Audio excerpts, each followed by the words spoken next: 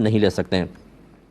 یہ ایک بھائی نے کویسچن کیا تھا، یہ آفیر تھا کہ ہم جس علاقے میں رہتے ہیں وہاں پر غیر مسلم زیادہ ہیں، ہم کم ہیں، تو کیا غیر مسلم کو فتنے فساد سے بچنے کی غرض سے ان کی عید کی مبارکباد دینا اور سلام وغیرہ کرنا، اس کی کیا شرعی حیثیت ہے؟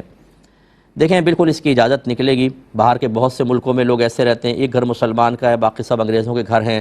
ایسے ہمارے پڑوسی ملک میں ایک مسلمان کا گھر ہے، پورا کا پورا گاؤں غیر مسلمین کا ہے۔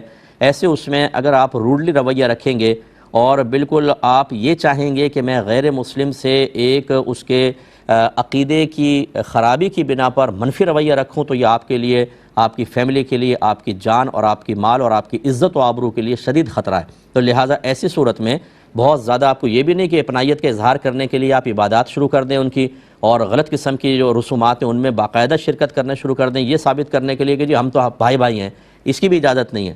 لیکن یہاں تک کہ جہاں تک شریعت آپ کو اجازت دیتی ہے اور آپ ان کی عبادات کو اچھا نہ سمجھیں، ان کے معاملات کو بہتر تصور نہ کریں، دل میں ان سے متعلق جو شرعی تقاضا ہے وہ موجود ہونا چاہیے، ظاہری برتاؤ آپ کر سکتے ہیں، اور قصد و ارادہ یہی ہو کہ فتنہ فساد سے بچانے کے لیے، کیونکہ جو آج کل حالات چل رہے ہیں میں بہت زیادہ ان کا مشاہدہ کرتا ہوں حالات کا، کہ جو چل رہے ہیں اگر آپ ایک منفی رویہ رکھتے ہیں تو آپ کو ٹارگٹ بنا لیا جاتا ہے، اور پھر کسی موقع پر اگر جیسے بعض اوقات معاملات خراب ہوتے ہیں تو نشاندہی بعض اوقات کی جاتی ہے، یہ گھر ہے کر دو کام، اور اگر آپ فرض کر لیں کہ ان کے ساتھ اچھا رویہ رکھتے ہیں، ظاہری برتاؤ بہت بہتر رکھتے ہیں، تو بعض اوقات وہ لوگ آپ کی اپنے ہم مذہب کے مقابلے میں حفاظت کرتے ہیں اور آپ کو سپورٹ فراہم کرتے ہیں۔ لہٰذا اب دور کا تقاضا بدل گیا ہے۔ ابھی جیسے میں تھوڑی دیر پہلے کہہ رہا تھا کہ خدا را تبلیغ دین کریں تو پہلے سیکھ کر کریں۔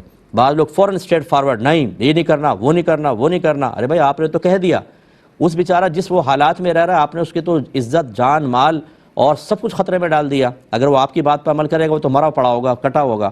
تو اس لیے خلاصہ کلام یہ ہے کہ ضرورتاً اور شریعت کی اجازت کے ساتھ، ایک لمٹ کے ساتھ آپ غیر مسلمین سے اچھا رویہ رکھ سکتے ہیں، اس میں کوئی حرج نہیں ہے۔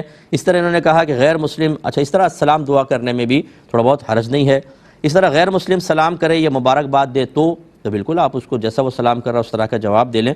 مثلا اگر وہ کہتا ہے السلام علیکم، فرض کر لیں غیر مسلم ہے، آپ کہیں وعلیکم السلام۔ السلام علیکم کا مطلب اللہ تعالیٰ تم پر رحمت نازل فرمائے، سلامتی نازل فرمائے۔ آپ کہتے ہیں وعلیکم السلام، اللہ تجھ پر بھی سلامتی نازل فرمائے۔ اب کیا کافر کو ایسی دعا دے سکتے ہیں؟